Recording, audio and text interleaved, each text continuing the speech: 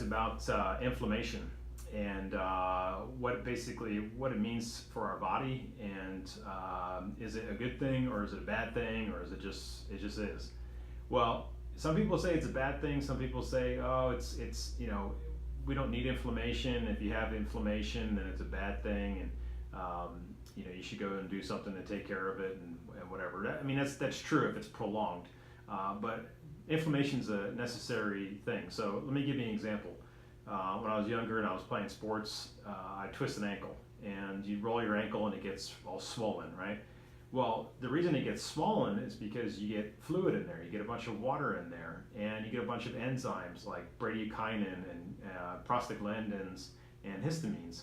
And all of these things have a major function in helping our body to repair itself.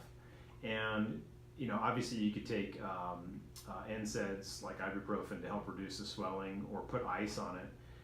But you really have to let that process play out. You have to let that process go through these different levels of recovery, so that your body can then mend that wound and get you back up to where you can start moving again.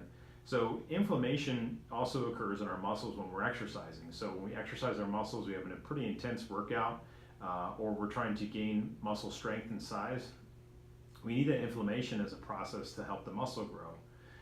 So I've listened to a lot of different people talk about different methods of reducing inflammation, and one of the big ones is cryotherapy.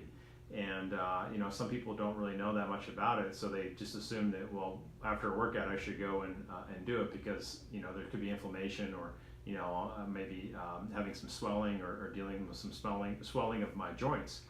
Well, that's the wrong way to do it. So if you're looking to get strength, looking to let your muscles grow, and you do cryotherapy, you're actually reversing the process. You're actually taking the process out that your body needs in order to help those muscles grow.